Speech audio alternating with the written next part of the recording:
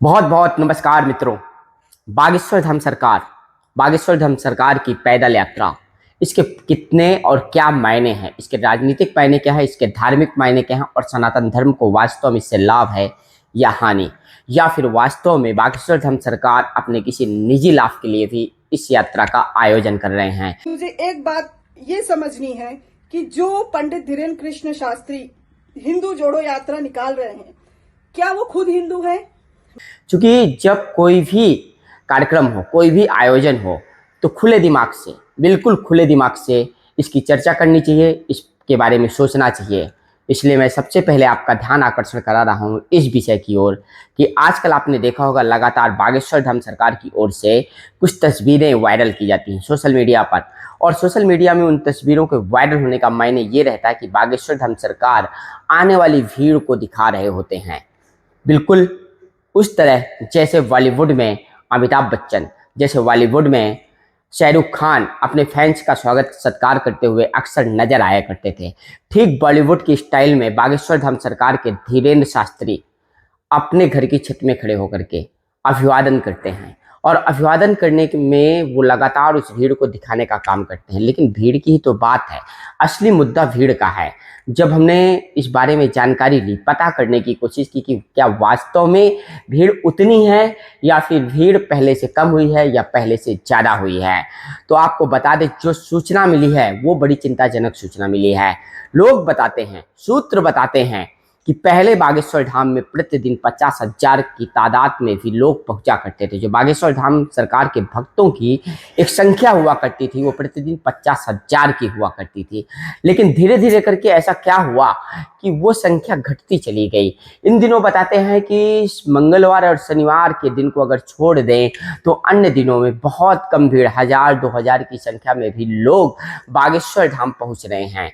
अर्थात ये भीड़ पहले के मायने में मतलब 0.01% के पास आकर के खड़ी हो जाती है।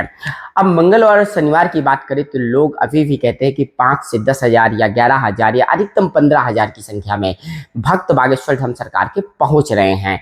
अर्थात बात बिल्कुल साफ है कि मायने कहीं ना कहीं भीड़ के भी हैं, और भीड़ जिस प्रकार से कम हुई है वो भी बागेश्वर धाम सरकार के धीरेन्द्र शास्त्री के लिए चिंता का विषय है।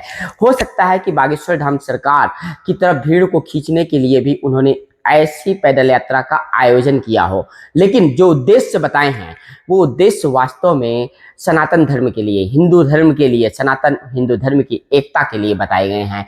धीरेन्द्र शास्त्री जो कहते हैं कि सनातन धर्म की एकता, अखंडता और उसकी सुरक्षा के लिए, उसके मान के लिए, उसके स्वाभिमान के लिए इस यात्रा का आयोजन किया गया है। और ये देखने में, बाहर से सुनने में बहुत अच्छा लगता है, बहुत ही ज़्यादा आकर्षण भी है कि एक ऐसा संत, एक युवा संत सनातन धर्म की बागडोर को संभालने के लिए, सनातन धर्म का नेतृत्व करने के लिए एक पैदल यात्रा का आयोजन कर रहा है। और पैदल यात्रा कोई छोटी मोटी यात्रा नहीं है, आयोजन है बागेश्वर धाम सरकार के गढ़ा से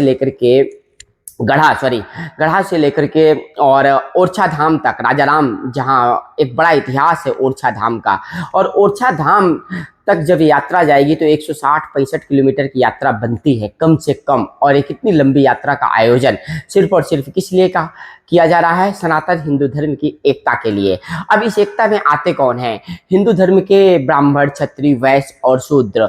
इस बाबत वो सोशल मीडिया पर एक पोस्टर भी जारी करते हैं और लिखते हैं कि ज्ञान के मामले में मैं ब्राह्मण हूँ, और जब युद्ध की बारी आती है, रक्षा की बात आती है तो मैं क्षत्रिय हो जाता हूँ, लेकिन जब व्यवस्था की बात आती है तो मैं वैश्य हो जाता हूं, और जब सेवा करने की बात आती है तो मैं शूद्र हो जाता हूं।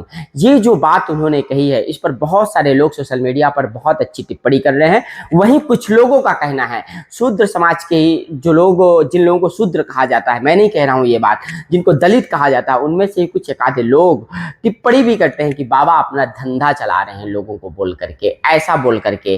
क्योंकि लोगों का कहना भी यही है कि दलितों की उपेक्षा की गई है। लगातार भारतीय लोकतंत्र में, भारतीय समाज में दलित उपेक्षा का एक मुद्दा लगातार उठता रहा है।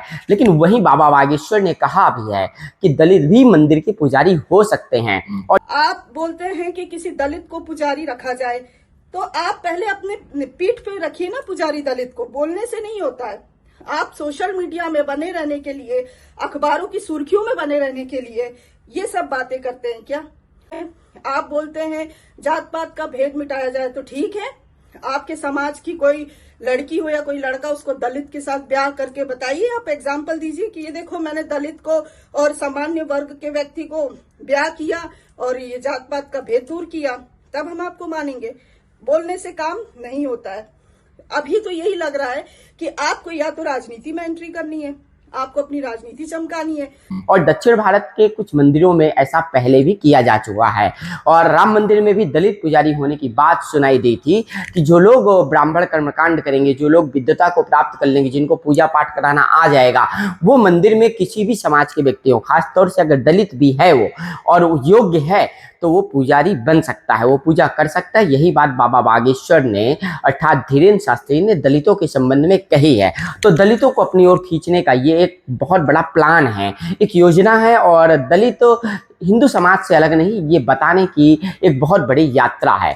धीरेन्द्र शास्त्री ने ये कहा भी है कि वो उन लोगों के लिए यात्रा कर रहे हैं, ऐसे लोगों के लिए यात्रा कर रहे हैं जो धाम तक नहीं आ पाए हैं, जो धाम तक किन्हीं कारणवश नहीं पहुंच पाए हैं और जो डायरेक्ट हमसे नहीं मिल पाए हैं।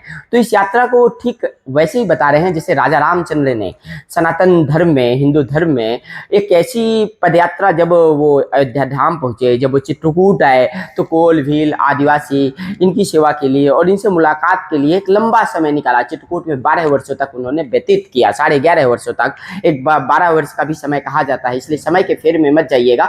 कम से कम 11.5 वर्षों तक राजा रामचंद्र वनवासी राम के रूप में चित्रकूट में रहे और आदिवासी समाज से, यहाँ के दलित समाज से और यहाँ के जितने कोल आदिवासी इन सब से मुलाकात की, उनकी सेवा की और इसी बात का उन्होंने एक उदाहरण प्रस्तुत किया। यही बात धीरेन्द्र शास्त्री कहते हुए नजर आ रहे हैं और युवा उम्र के संत हैं और उनके जो गुरुदेव हैं, तो जो इसका उद्घाटन कर रहे हैं पैदल यात्रा का, स्वामी राम भद्राचार्य जी चित्रकूट की तुलसी पीठ के पीठाधीश्वर हैं और जगत गुरु कहलाए जाते हैं। उन्होंने कहा भी है एक आयोजन में कि मेरी 2 आंखें हैं, एक राम एक लक्ष्मण।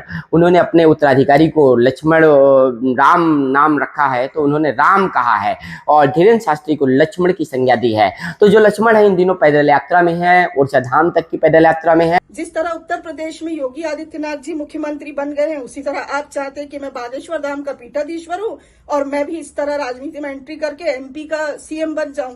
राजनीतिक मायने अब आपको हम बताते हैं कि लोग क्या कह रहे हैं कि जिस प्रकार से योगी आदित्यनाथ उत्तर प्रदेश के सीएम बने हैं, योगी आदित्यनाथ एक संत गोरखनाथ धाम से निकलता है, सांसद बनने के बाद वो एक लंबे समय तक सांसद रहते हैं, उसके बाद सांसद बनने के बाद वो उत्तर प्रदेश के मुख्यमंत्री पद पर बैठ जाते हैं और एक नहीं 2 बार उत्तर प्रदेश के मुख्यमंत्री बन चुके हैं।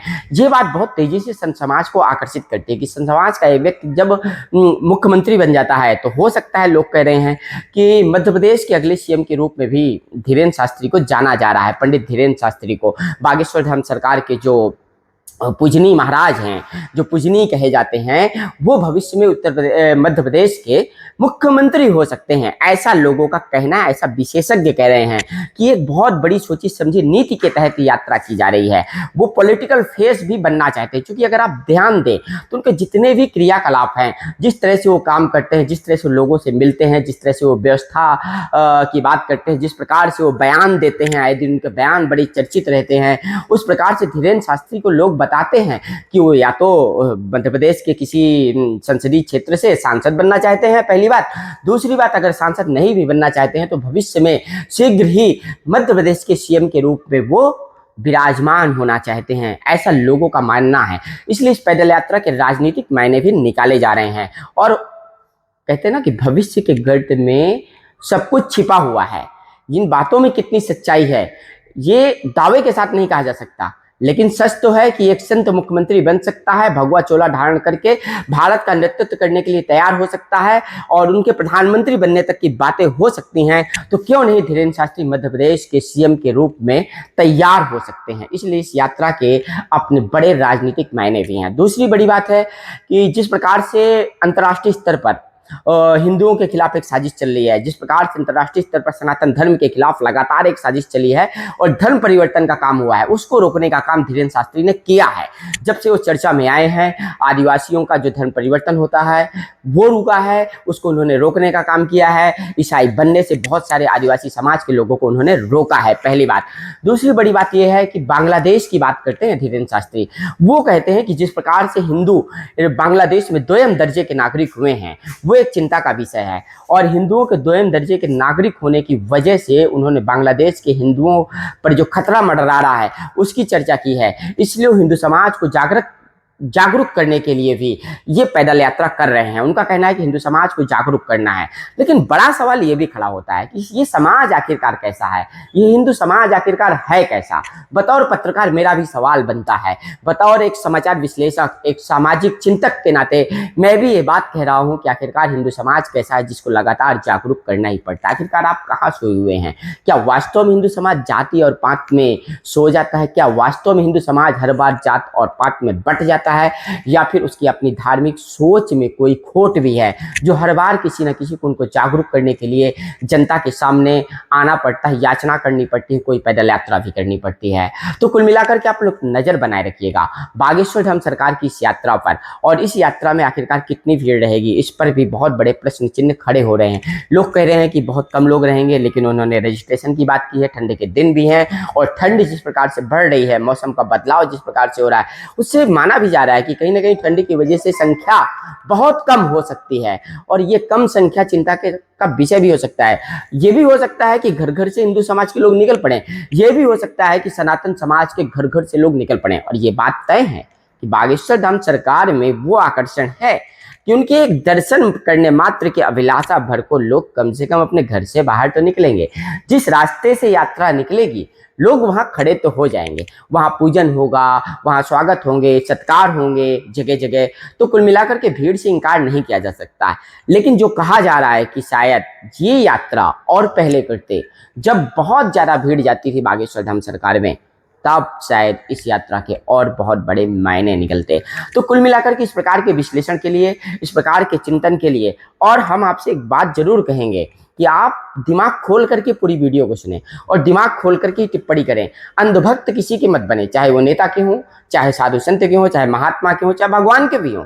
अंधविश्वास के खिलाफ, पाखंड के खिलाफ और अंधभक्ति के खिलाफ हमेशा रहिए। जागरूक होकर के हर मुद्दे को समझिए और अपने हित में फैसला कीजिए, क्योंकि आपकी अपनी एक जिम्मेवारी खुद के लिए भी है। और अपने लिए जागरूक हो जाइए, सनातन धर्म के लिए जागरूक हो जाइए, अपने देश और समाज के लिए भी जागरूक हो जाइए। तो कुल मिलाकर के बने रहिएगा लगातार फुल स्टॉप में मेरे साथ।